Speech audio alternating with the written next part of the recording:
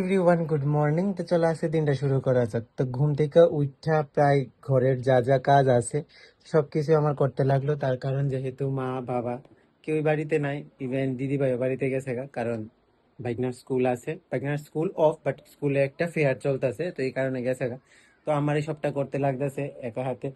তো আমি ঘর মুছা বিছনা বাড়ি একদম ক্লিন কইরা একদম আমি ফ্রেশ হয়ে গেছি এখন শুধু স্নান করুম আর পূজা দিব। এখন প্রায় 9টা বাজতে যায়। আর জলও তুইলা আনছি, ফিল্টার টিল্টারে সবকিছু জল দিতে লাগছে। এই জিনিসটা আমি 2-3 দিন ধরে ফিল করতেছি যে মা পাশে না থাকলে কত কাজ করতে লাগে, আর মা সবসময় মুখ বন্ধ করে সব কাজ নিজের মতো করে কইরা। তো এইটাই এই এই জিনিসটা আমি বিগত 3-4 দিন ধরে ফিলই করতেছি যে সত্যি যে একটা মানুষের কত কাজ থাকে। তো যাই হোক, এতটুক তো করে লাইছি। এর মধ্যে আমার আছে আজকে টিউশন, কারণ আজকে তো দোকান যেতে পারতাম না, তার কারণ টিউশন আছে। টিউশন সাইডে আমার যাইতে লাগবে ওরকম কয়েকটা জায়গা। তো এডি করুম, দেন মেইন যাইতে লাগবো আমার আজকে উদয়পুর। কাজের সূত্রে উদয়পুর যাইতে লাগবো। তো সময় হয়ে যেতেছে 9টা বাজতে যায়, স্নান দান করে পূজা টুজা দিই, কাছে ফুল ফাড়া বাকি আছে। তো আস্তে আস্তে সবটাই ইয়ে করুম। এখন আমি রান্নাঘরে গেছি না, রান্নাঘর ক্লিন করুম, ক্লিন করুম কি ফ্লোরটা মুছুম, মুছা মেঘে সিদ্ধ করুম খামো। তারপর আমি যাম, আগে স্নান দান করে পূজাটা দিয়ে আলু। তো চলো সবটাই কন্টিনিউ করুম। আজ আমি সারাদিন বাড়িতে তো থাকতামই না, কারণ আমি কইতাম আসলাম যে সারাদিন বাড়িতে একলা থাকো, বাড়িতে থাকতাম না। তো আমি এখন আস্তে আস্তে সবকিছুই করুম। তো চলো যাই, বাকি কাজটিও করি। এই আমার স্নান ধান হয়েছে, স্নান দান করে এসে আয়া এখন আমি পুজোও দিলাইছি। তো চলো ঠাকুর করে তোমরা দেখেন। এদিকে আমি পুজো দিলাইছি, এদিকে পুজো দিলাইছি। তো এখন প্রসাদ নামামো, নামায়া আমি কিছু খামো, খেয়ে যাবো স্টুডেন্টের বাড়িতে। তো চলো ফটফট করে করতে লাগবে, এখন প্রায় সময় হয়ে গেছে।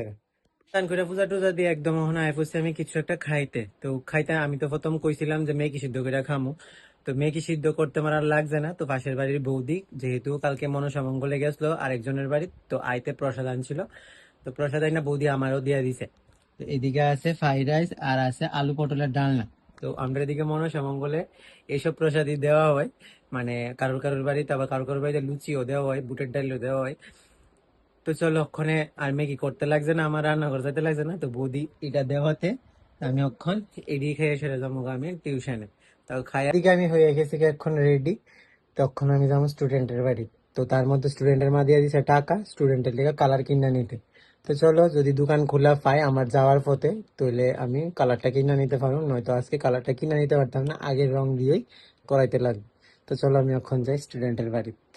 তো স্টুডেন্টের মাঝে টাকাটা দিছিল, তো স্টুডেন্টের লিগে রং কিনা নিলাম, ভাগ্যবশত দোকানটা খোলা পাইলাম আর গেলাম স্টুডেন্টের বাড়িতে।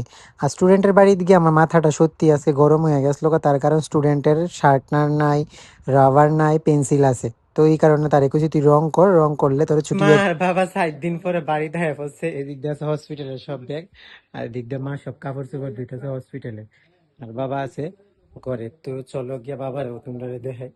এদিকে আছে বাবা, এদিক দিয়ে বাবা বুকে দিয়ে চ্যানেল করা আছে।